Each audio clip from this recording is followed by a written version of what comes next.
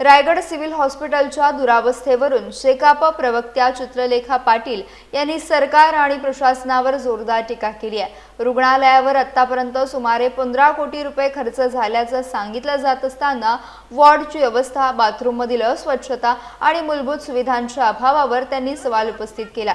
Civil surgeon यांच्या केबिनच्या सुशोभीकरणासाठी सुमारे 2 कोटींची निविदा काढल्याचा दावा करत सरकारच्या प्राधान्यक्रमावर देखील त्यांनी प्रश्नचिन्ह उपस्थित केलं। रुग्णालयातील रिक्त पदे, डॉक्टर, परिचारिका आणि कर्मचाऱ्यांची कमतरता यामुळे रुग्णांना फटका बसत असल्याचं त्यांनी म्हटलंय। दोषींवर FIR आणि स्ट्रक्चरल व विद्युत ऑडिटची मागणी करत सुधारणा न झाल्यास आंदोलनाचा इशारा चित्रलेखा पाटील यांनी दिला।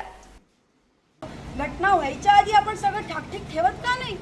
15 कोटी रुपये या सिव्हिल हॉस्पिटलला खर्च झालेत आणि ही या सिव्हिल हॉस्पिटलची परिस्थिती आहे। तुम्ही बघाल आता एक नवी निविदा निघाली आहे 2 कोटी रुपयाची, जिथे सिव्हिल सर्जनचं केबिन चकाचक करायचे।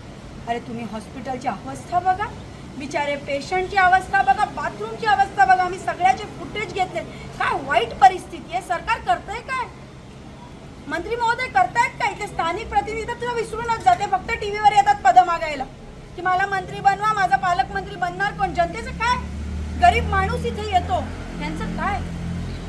हे खूप भयंकर आहे आणि जर याच्यात बदल नाही झाला, मी सांगते या हॉस्पिटलची अवस्था करण्यात कॉन्ट्रॅक्टर असो, प्रशासन असो, जे दोषी आहेत त्यांच्यावर FIR दाखल झाली पाहिजे। दुसरा मुद्दा, तिथे आज 50% भरती झालेली नाही, रिक्त पद आहेत। कसं हॉस्पिटल चालणार? हॉस्पिटलच्या सारख्या ठिकाणी तुम्ही रिक्त पदं कशी ठेवू शकता? नर्सेस नाही आहेत आणि बिचारा आहे तो स्टाफ त्यांच्यावर लोड येतो आणि नाही आहेत म्हणून पेशंटचे हाल होतात। हे काय चालवलंय? काय भूमिका? नाही, हे जर झालं नाही, जर याच्यात सुधारणा झाली नाही, हे सगळे स्ट्रक्चरल याचं विद्युत ऑडिट केलं पाहिजे, इथे करप्शन थांबलं पाहिजे। नाही झालं तर आम्ही शेकापक्ष स्टाईल सगळे रस्त्यावर उतरणार आणि शाळा आणि हॉस्पिटल या आमच्या मूलभूत गरजा आहेत त्या व्यवस्थित झाल्याच पाहिजे।